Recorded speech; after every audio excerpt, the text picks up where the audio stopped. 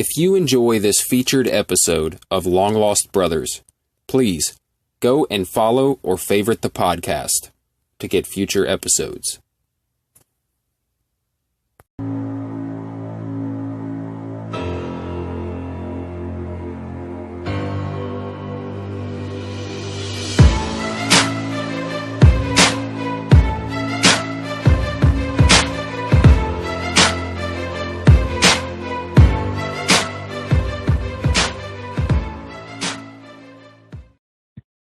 Welcome to Long Lost Brothers, the home of talking shit and self-improvement. My name is Brett Scott. I'm Jesse Cole. And we are the Long Lost Brothers. I love how the intro is just shortened. It used to be it was what I'm looking for. So pompous and, Yeah, man. It's just, what do we do now? We talk shit and we try to get a little bit better each day. Yeah. Dude, yeah. So, I like it. I like the evolution of the intro. I do too, because we are still, in the acquisition of betterment, but we talk a lot of shit as well. Yeah, I did. My meal prepping game is off the hook right now. Like, good. I got like the last 2 weeks. There's been so many. Okay, man. On my podcast, and I've been saying this, abs before Christmas. I don't know if I'm going to make it. I'm trying, man. But I have really, really dug down and gotten super serious with the keto. But man, my work, there's so many cookies everywhere. I feel the pain, man. But check it out. I got the smoker. Okay. Yes. I made a smoked chuck roast today. That was amazing. And then I just got done smoking 10 pounds of chicken breast. Oh yeah, that's some meal prepping shit right there. Yeah. So when I get done, I'm just gonna slice that up. I'm gonna go to like one of these fast food restaurants and just order like 80-year-old ranch cups. Nice. Ranch is keto, right? So well, can't you just buy a thing of ranch? Yeah, but I have to like microwave. I guess I could just use some little containers. I don't know. I was kidding about going to the drive-thru ordering 80. Yeah. Go buy you a big ass thing of ranch and buy you a thing of them plastic ramekins. Yeah, I was putting a bottle of ranch at my work. There you go. Anyway, what do you have? This is my question. What do you have? Do you have any sides with that, or you just eat straight chicken when you're trying to stay keto? What do you eat? Well, right now I'm just gonna try to just dive bomb on just overload the protein, and then I'll do like cauliflower rice, green beans. So you're not having like a fat source on the side like every meal? Well, I usually don't do. Well, like with Christmas, I can't afford that. I usually eat ribeye or chuck eye, right? And that's a good fat source. I have MCT oil. I'll probably put some of that in my coffee. And you can use half for creamer. So, like I throw some MCTs in. Butter, right? Yeah, you can put butter in your coffee. I try not to do too much of that because it's just a lot of empty calories that you're drinking. Yeah, so you're mostly just focused on the protein then right now. Well, yeah. It's like if you feel like shit, add salt and add fat. That's kind of like. Gotcha. In keto is like, okay, I got to keep my electrolytes up, and it's like, and if I don't have any fuel source, I'm gonna have a headache, right? So right. It's like, but I got like all these like keto pizzas, and there's keto chips, and they have like a little bit of carbohydrate in them, a little bit, and then there's fat that comes in them. Like there's like a lot of Quest bars that have like a lot of fats in them. Yeah, I guess I was just wondering if you made any sides like with your chicken, or if you just take like a Tupperware of chicken. Just a Tupperware of chicken. That's the move.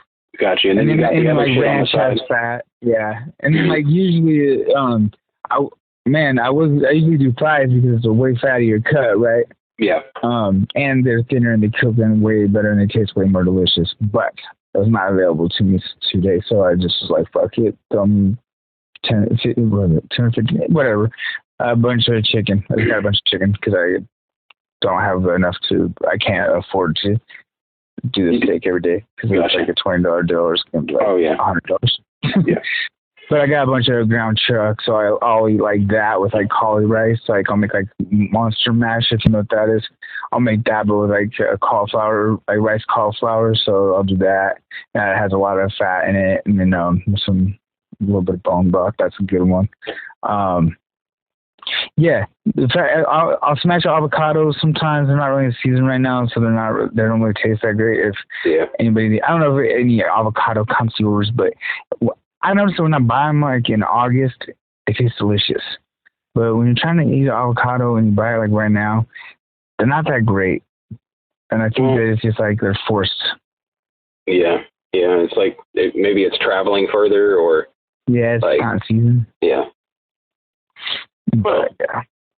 Interesting. Yeah. And then like, I mean, there's I'll get like the cottage cheese that has a bunch of fat in it too, or trying to think where else do I get fat from? Usually I just eat fatty cuts of meat is the jam. That's the best way to do it. But I'll eat butter. Sometimes I'll put butter on my steak if I'm like feeling like really tired or worn out. But I'm really trying to lean up right now, and if I can get my body into ketosis, I got a little bit of body fat that could go, so it'll probably start burning that and make some ketones, and that's kind of the biomechanic behind it, but biomechanism behind it. But or cheese too, like you're gonna try to diet on Christmas Day, like through Christmas dinner. Yeah. Damn. I think that I mean, it's doable, but that's rough. Well, I mean, I'm not doing a fucking turkey again. I'll probably eat sugar glazed ham. Like I might, partake here and there, but I might have a couple pixes here and there on Christmas Day, but I'm trying to, keep it gangster. Yeah. And it's like I'm not gonna have me like a Pop-Tart or nothing like that at all until March 22nd is the day. Okay, another 100 days of keto. Yeah, because I'm gonna replicate what I did this summer, but then this way I'm not gonna have to run all summer every Saturday to and I can do more vacation stuff and then just get all like more jacked and big through the summer, I think, and like maybe do a little slower and still maintain some running while it's nice. Yeah, and then come June, we're gonna be training for another full marathon. So on June, I'm gonna be ready to lean up though. Well, I'm gonna be ready for that marathon for sure. Like I'm gonna keep my cardio up, and that's what I noticed. I did. I don't want to spill the beans, but I did. I did a challenge today. It was some slower, but it's like me and my wife are such hikers, and like we're always. Like, that's our shit, like, we're always on the move, so, like, doing stuff, so it's, like, I can't seem, like, I noticed that I'm not, like, I ran somewhere recently, I was doing some kind of running recently, and I was like, man, I haven't been running, it's like, when you bench press a lot, and you get strong at a bench press, and then you don't bench press for, like, 3 months, and then you come back, and it's like, holy shit, I can't bench anymore. Yes. I had that feeling, and it's not that I haven't been running. I just felt like lethargic. Yeah, well, it's a different thing, man. Like you were running some seriously long distances, and now you're not. I mean, when's the last time you ran more than like 6 miles? It's been a minute. Yeah, it makes a huge difference, I think, because one is really turning on the endurance, and the other one is not. And I think that your endurance has went way down. Yeah, and I want that back. Then I'm like, I don't know, I've kind of let my weight spike, and it's like, I don't know if it's a season, whatever, depression or whatever. Like I've been just, it going back to my what I've done in the past, where it's like, okay, I'm gonna lift weights a whole bunch and like eat food and get strong, and then it's like, didn't I just break the cycle? Right. I don't want to be the fat, strong guy again. I'm good. Like, so I need to, I like looking jacked. I like, bench press heavy shit. I like doing squats and stuff. But like, I think there's a way that I can work that, and I'm just gonna have to work a little harder and be a little smarter. And I think I got some ideas, but Well, what Jesse was alluding to there was our Long Lost Brothers Challenge this week, which which is a ruck march. I won't go into all the details, but if you want to find out about it, you can head over to our last podcast that we recorded on, put out on Thursday. That's where we do our fitness challenges now. So every Thursday, there's a new fitness challenge, and we talk about the previous week's challenge. So if you want to find out how the ruck march went, tune in Thursday and find out. What else been going on, man? You been watching any shows? You ever did you ever catch up on Mandalorian? Man, I'm slacking. I wanted to, but I've just been watching Christmas movies. Well, you're getting ahead of yourself. You're preparing for next week's podcast. Dude, I'm telling you, I watched A Wonderful Life last night. Oh, it's my favorite, dude. Dude, I'm gonna keep it a buck. I've never actually watched the movie like all the way through intently. It's good though, right? Yeah, and I watched the colorized version, so it was easier. It was more visually appealing. Mm-hmm. I mean, it's a weird, like, it's definitely a movie of its time. Well, you know what? We'll talk about it next week. It stands up. It's held up. I was enthralled. It's a good message overall. I mean, it's a really good. Like, it makes me feel like, damn, man, I appreciate like life. Like, you know what I mean? Yeah, because even when you're feeling like, it makes you look like, think about it, if you were George, right? Mm-hmm. And it's like, man, what if I wasn't here? Like, I've done a lot of fucked up shit. I'm a fucking idiot, and I definitely have my shortcomings. I can relate to it, like when he's like yelling at his kids and being all crazy in the living room and like, right. You know, and then immediately being like, hey, you know what? I'm sorry. I was like, yeah, I've been George. And then, you know, he leaves and he's just like down on himself because he's feeling like a complete failure because he had this huge hardship and his whole life was filled with hardships. That's what was crazy. Yeah, but he was a resilient person, and then he lost sight of that, and you know, he's ready to end it, and along comes somebody who's like, what if you weren't here? Like, what if there was no Jesse? What if there was no Brett? Where would Kimberly be? Where would my babies be? There wouldn't be no Jay Bird, you know? Yeah, good old Clarence, man. Clarence fucking spitting game. We're on the Clarence, man. Yeah, it's a good one, man. That's a good one. We'll definitely dive in deep on that one next week, everyone. Remember to tune in next week because we're going to have our big Christmas spectacular episode. Grinch is on my living room right now. Well, what are we going to do next week? We're just going to talk about like our favorite Christmas movies and that's pretty much it, right? Like that's what I imagine. We sit here for an hour and talk about Christmas movies. So tune in for that if you're interested. If you enjoyed our Halloween spooktacular, it's going to be similar to that. So should be a lot of fun. This will be the gift that keeps on giving. Mm-hmm. So a gift to our listeners' ears. A little Christmas bonus, if you will. So let's see. What did I watch this week, man? So I'm caught up on Mandalorian, and I'm convinced that it is saving the Star Wars franchise. It's like I'm convinced Bill Burr is one of the greatest stand-ups of all time. He is. He's got some acting chops, man. Yeah, he's good. He's good, man. Did you see King of Staten Island? I did not. Have you ever listened to Bill Burr's podcast? Oh, of course. Yeah. Oh my God. Time and time again. Like, he's one of the only podcasters who I think, he really pulls off doing 2 podcasts a week all by himself. Like, it's so goddamn good. He just fucking lets it all hang out. It's so awesome. Yeah, I love him, dude. I love Bill Burr. I love his comedy. I love his podcast. I think I like his podcast probably most of all, honestly. I mean, I love his stand-up. I think he's the best comedian out right now. I love the bit where he's talking about smushing the muffins. You know what I'm talking about? I don't think so.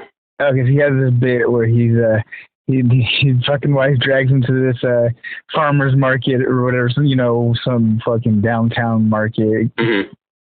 And there's a lady with a table full of muffins, and he's just thinking I'm thinking to myself, I went over there and started smushing all the muffins. I wonder how many muffins I could smush before they stop me. And he goes, I'm just sitting there laughing hysterically. And my wife's like, what are you laughing about? And he was like, it's for the muffins. And dude, I think that's on Paper Tiger. I think that whenever me and my wife are in a social setting, I just started laughing and thinking muffins. Because I'm like, what could I do that would just... Yeah, I'm gonna rewatch that again. I'm gonna rewatch it again because I watched Paper Tiger when it came out, and that's his most recent one, right? I'm not sure. Probably. I remember I love the one also the part when he's talking about buying a gun, and he's talking about buying a shotgun. He's like, "You got a problem over there? Wham! Ain't no problem over there."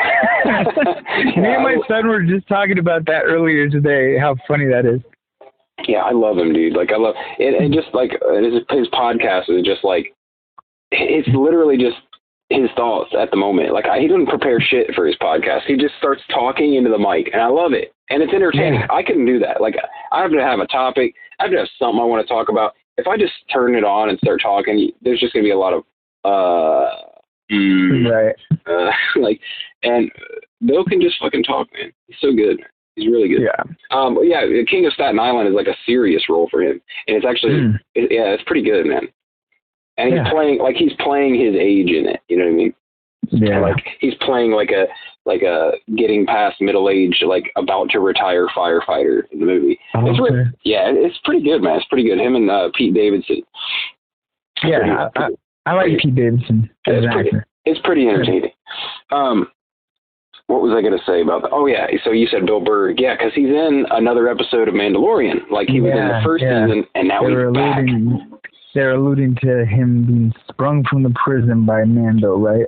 Dude, it's such a good episode. I can't wait till you watch it. I cannot wait. I tried to put it on this morning. Are you caught up now? Like, did you watch the one with Ahsoka in it, and then the one with Boba Fett in it? Yeah. Okay. So this... Yeah. Boba Fett's a gangster. Dude, he's just as gangster in this next episode. Like, there's not as much fighting, but like he's in it. He's featured heavily in it. Yeah, it makes you kind of realize like Mando is a badass, but Boba Fett is a good gangster. Yeah, he's the OG. He's the OG, man. Yeah. But yeah, so Bill Burr is super good in it. Like, he's the star of this episode. He's the star of it. Yeah, he's not just a guy. Like he's the focal point, man. It's really good. I really enjoyed it.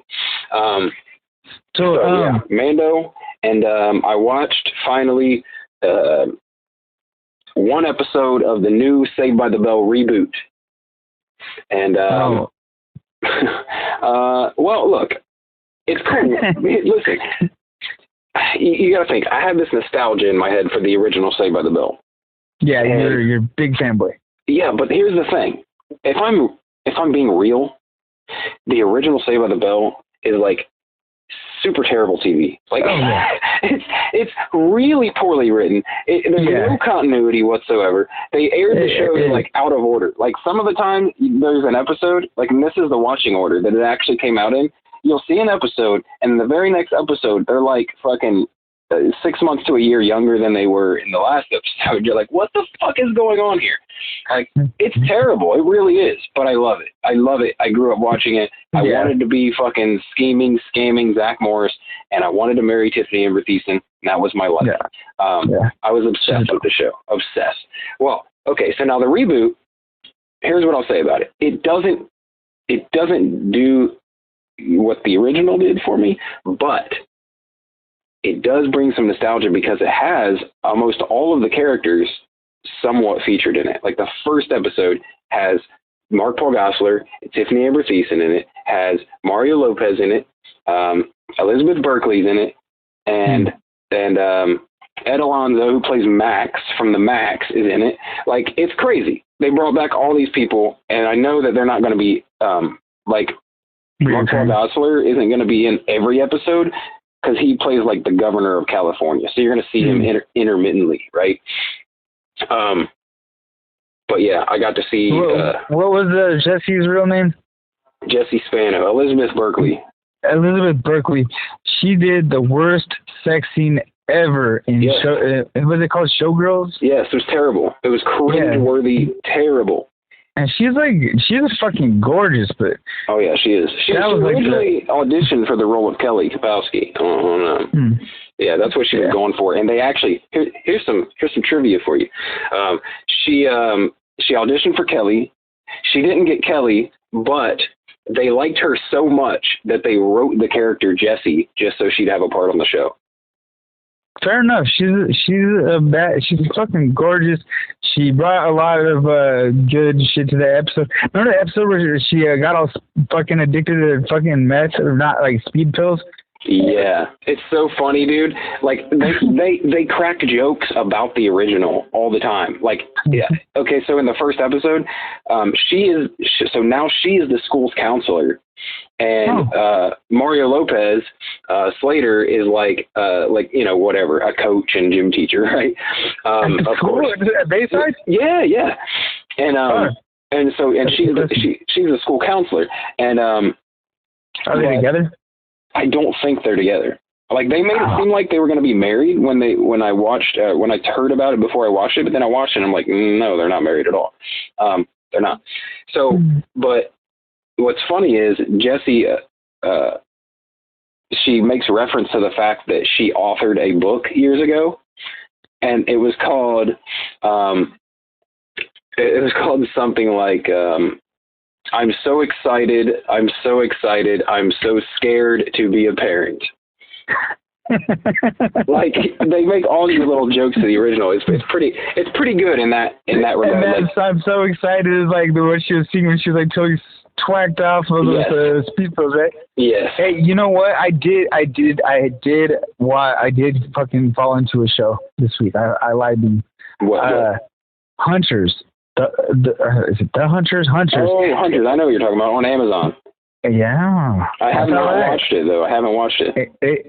It's all right. It's all right. It's got Al Pacino. I fell asleep watching it last night. There's some good stuff in there. It's all right, man.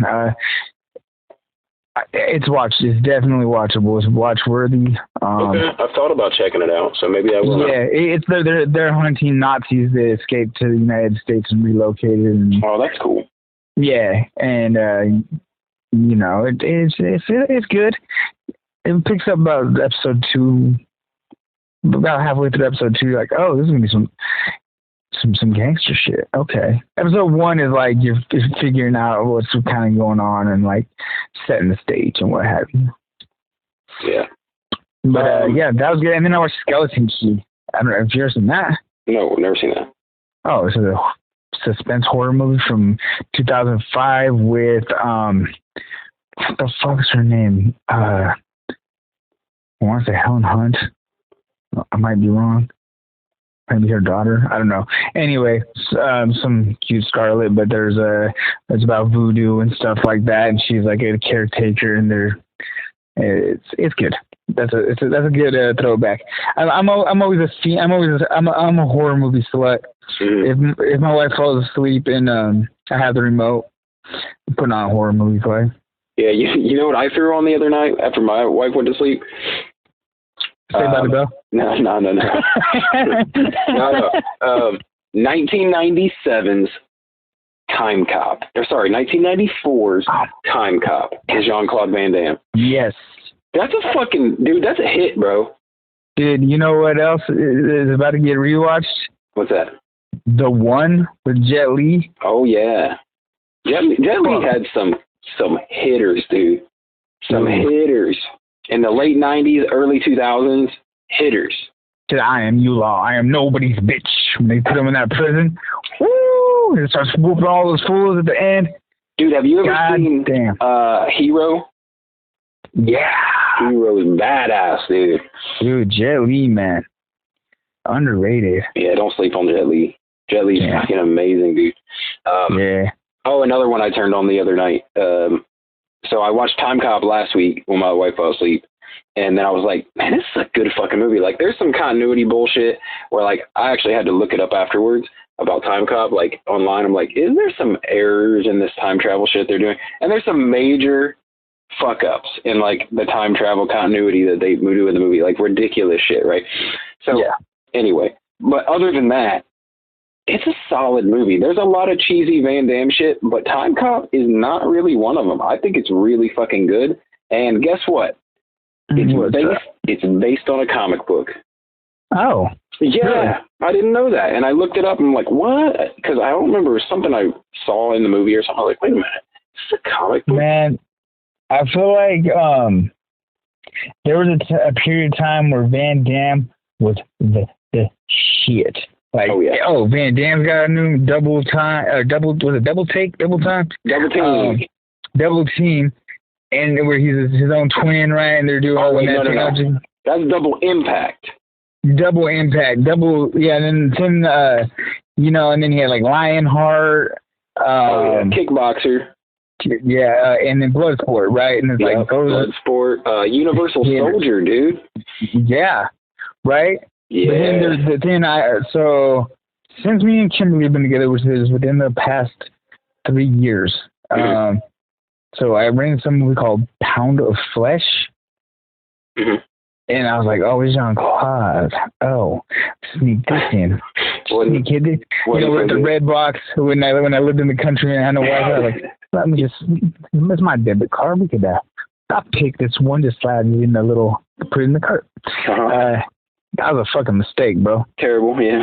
Yeah, I was like, fuck, man. Van Damme got all fucking yayed out, man, and it took his youth. Yeah, I think it started going downhill with the movie The Quest, and then everything after that has been like. The Quest was all right. And after that, but it's like every Jean-Claude Van Damme movie is centered around him like being a martial artist. Mm-hmm. Yeah. It's like okay, we've seen this. Right, except like I said, Time Cop. Hard Target, yeah. Oh, Hard Target was fucking dope. That was a hitter. Yeah, if you watch it now, you'd be like, ugh. Yeah, probably. But I'm telling you, Time Cop holds up, bro. Okay. Time Cop holds up, except for the fact that, I love this. The future in that movie is 2004. Like, the crazy future is 2004.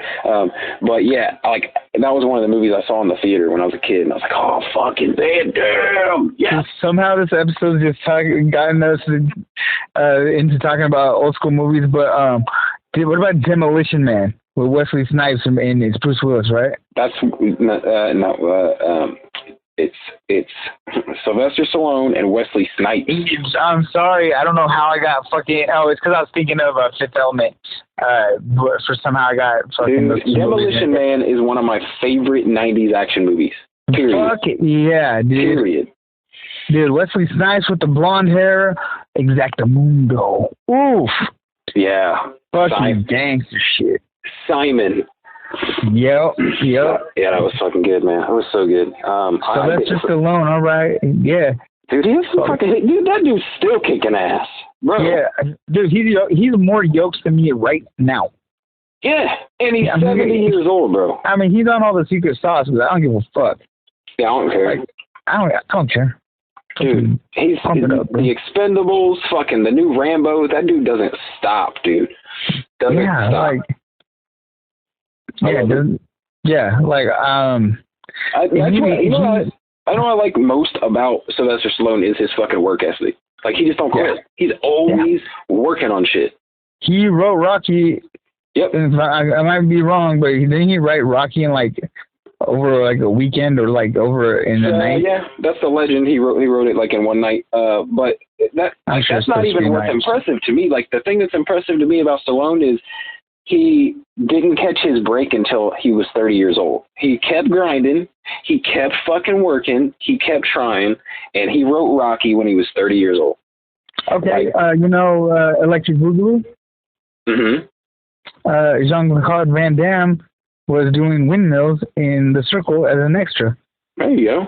Yeah. You want to talk about work ethic? Learn how to breakdance. Well, you know what? That's another thing that's impressive, dude.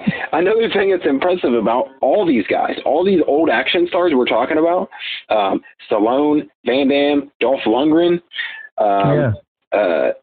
fuck, man, even Steven Seagal, he's a fucking weirdo, but even Steven Seagal, all these guys have kept grinding. I mean, it doesn't matter. Like, they don't care that they're putting out B movies and hardly making anything. They keep fucking grinding, dude. It's crazy.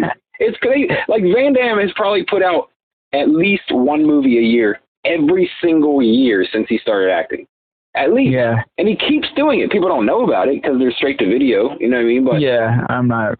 Same thing with Dolph Lundgren. He's been putting out fucking movies every year. I'm not mad at Dolph though, because he's like, how do you say it? Like, he does other things besides just being an action star. Like, he's like got like some PhDs and shit. Dude, yeah, he's a graduate of MIT. He's a certified genius, I guess. Like, he's one of those fucking mentors. Yeah. It's crazy. Like, yeah, I guess he originally was like, I don't know what he was studying, like chemical engineering or some shit like that. When they're like, oh, you want to play this fucking Russian guy in Rocky? Ivan Drago? He's like, okay. Dude. Yeah. But yeah, they're all fucking. Oh yeah, so that's what reminded me. That the other night I watched another one of my all-time favorite action films, Total Recall. Yes, from 1990. And I was gonna say we haven't brought the King Arnold in. Yeah. He's another one. Keeps grinding, man. Keeps putting out fucking hitters, dude. Even if they're not hitters, like, he keeps going. He puts out B movies too. He just keeps working. He's on like fucking Terminator 46 right now. I know it, and he's still putting out stuff. Doesn't even matter. Like every time there's a new Terminator, I'm like, why is the robot got gray hair now though? Yeah, it is interesting how they like figured out a way to write that in just so Arnold can keep doing it. But like, yeah, I don't give a fuck. But he does everything. Like I said, he does B movies and shit too. He did a bunch of like movies I never actually saw. Yeah, there's some movie where it's something about like there's a plane crash and they blame it on this guy and he's like the husband of a family member that died and he goes and kills the Killing Gunther. What is it? Killing Gunther. Is that it? It can be called anything. I wouldn't know. Okay. I think it's on Netflix or something. Yeah, but I was like, all right, Arnold. Like, his acting was like, I mean, it was Arnold Schwarzenegger acting, but I was like, all right. Like, he's not playing some extra strong, tough guy. He's just a dude who lost his family, and he's trying to reconcile that and deal with frustration and alcoholism. Dude. It's weird. I was like, this is just a role that he's doing that he probably only got because he's Arnold Schwarzenegger, but he got it, and you know what? Yes. What about that Bob Odenkirk movie that you shared on Facebook yesterday? Oh my God, Nobody. Dude, that looks so fucking cool. I know, dude. Like, I love it. I can't remember. Somebody sent that to me, and I was like, what? It's fucking Saul Goodman, dude. Yeah, and he looks fucking all right, dude. Yeah, that is not a role I'd ever expect to see him in, and that's fucking awesome. I love it. Like, there's a movie I watched like years ago that kind of reminds me of it, because I guess he's like this guy who used to be this badass killer, but like traded it all in to be like a family man. I think it's a John Cusack movie you're talking about. No, it is that dude that plays Aragorn in Lord of the Rings, and he's married, he has kids and shit, and then these fucking Russian dudes come to kill him, and like, I'm talking about The Punisher. No, dude, this movie's really good. I bet you haven't seen it actually, because I don't think it was like a big deal, but it's called. Shit, what's it called? It's got, so he's like, I don't know, talk about something. I'm going to look it up real quick. So I'm on Punisher. My wife tries to tell me that the Punisher with fucking John Travolta is better than Punisher Warzone. Which one? Punisher Warzone? Wait, which one is better than Warzone? The other one, the Dark Knights one. No, that is the Dark Knights one. Is Punisher Warzone. The one with John Travolta, the Punisher, where John Travolta is like the main bad guy. Yeah, Thomas Jane. Yeah. Yeah, that was fucking horrendous. Yeah, it's not very good. And I remember that coming out, and I was so pumped for it when it was coming out. And it was like, I remember I saw this interview with the dude, Thomas Jane, who's in it. And he was in Muscle and Fitness, and he was talking about it, right? And he was like, this isn't your Dolph Lundgren crappy Punisher from the 1989. This one's a real Punisher. This is going to be awesome. Like, and no, it wasn't. John Travolta was terrible in that. Yeah. Okay. Yeah, and Punisher Warzone is the best fucking Punisher movie, period. I don't give a fuck. Yeah, it probably is. You still haven't watched the series, though? Yeah. I'm pretty, I think I got like 2 episodes left, but the series is fucking amazing. The series is amazing, but if we're just going for a straight hardcore comic book-esque Punisher doing violence, dude, you're not topping Punisher Warzone. Fucking first 5 minutes, he fucking stabs some lady in the head and twists her fucking head back. She's like married to a mob boss trying to pull a gun on him. Like, yeah, it was dark. It's the way it should have been. Yeah, I mean, that's how the Punisher should be, and that's how the series is too. It's like dark as fuck, man. I love it. And I like that it wasn't an origin story. It's like what Punisher's doing right now. Like, right. It didn't go back and tell the whole damn story again. I love it. God. Yeah, we know. That's like I don't need to see the Spider-Man story ever again, dude. Ever again. I never need to see that. We don't need to see another Batman origin story either. Okay, this movie, if you've never seen it, it's called A History of Violence. And these dudes come after this. Yeah, these dudes come after this dude, and he's like swearing to God he's not the guy they're looking for. He's like, you got the wrong guy. I swear to God, I'm just a family man. I have never seen these people before, and they're like fucking Russian mobsters. And then it just turns on like fucking 40 minutes into the movie. It comes out like he is the fucking guy they're looking for. He's this badass fucking old hitman that nobody could fuck with, and it's like, so good. So fucking good. It's so underrated movie.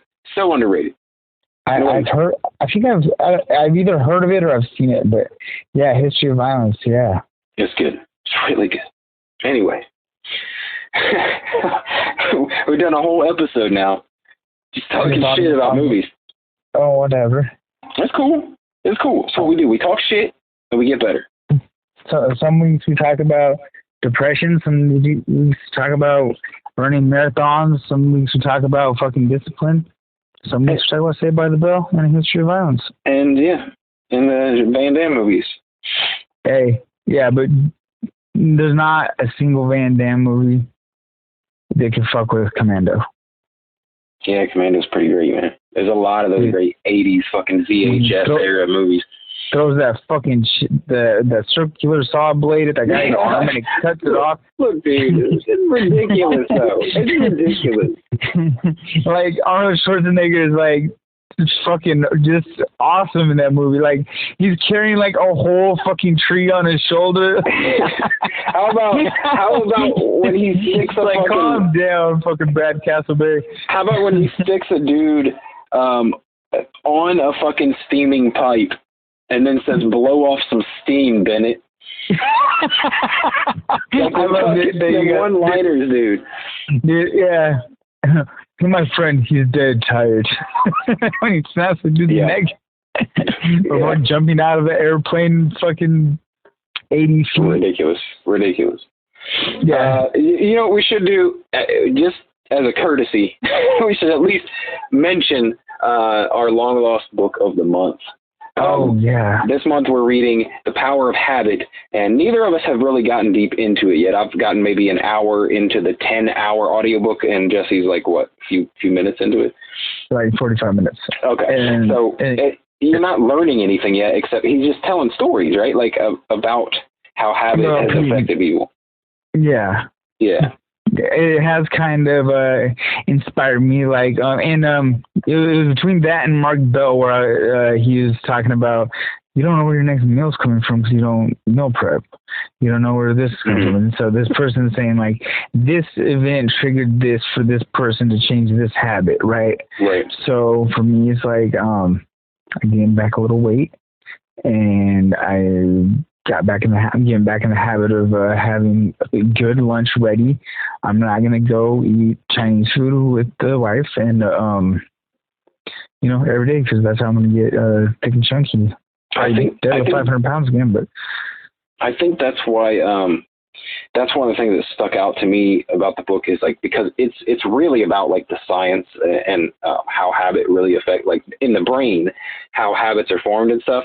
And I don't know how far you've gotten, like if you've gotten to this part. Like the frontal lobe neural center has like there's there's more activity there when you're following the positive habits, something like that. Yeah, well, it goes into like this long ass story about this dude who had an accident and then like lost. Basically, it was like the movie Memento. He like lost all of his long term and like short term memory even, and he's like living. Yeah, so he's like living moment to moment, right? And they're like, how is he doing these things that he's doing? And it's 100% out of habit. Like he doesn't have memories. He forgets who people are moment to moment. He doesn't remember his kids. He doesn't know his wife's name. But he's doing things like doing the same habits every day when he wakes up, and he goes on a walk around the block and he finds his way back home. Like they don't know how. They couldn't, and they start to figure out like, oh shit, like they studied this guy and that's how they figured out like these habits are ingrained in his brain. Like it has nothing to do with his memory. It's like a different thing. So it's crazy. It's crazy like that it's that powerful. Like habit is that strong of a thing in your life that you can literally lose motor functions and brain power and stuff and still repeat doing the same things. Yeah. That's crazy. Yeah. It's like, no, I'll just leave it with that. I think that there's a lot about habit, because I've given up a lot of habits and traded them and made a habit of not doing another habit. There's a lot to it. Yeah, for real. I'm like seriously addicted, at least right now. Day to day, I'm addicted to not using any substances or drinking alcohol. Like, right. Something about me is like it feels good about repeating that habit of not. You know what I mean? Yeah. Yeah. So, yeah, you literally are. It's still kind of addict behavior, except it's not harmful. You know what I mean? It's like these patterns in your brain that get satisfied by repeating these things or like doing these things that make you feel good, like release dopamine. Yeah, and it's like I was in a habit of running, and it was good, and I've fallen out of that habit, and then I think I want that back. Right, so, it doesn't feel good, right? Like that's something they talk about in the book too. Is how to make any habit there has to be a couple things present.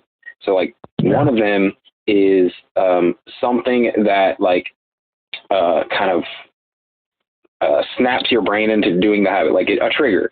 You need a trigger and you need a reward to instill a habit.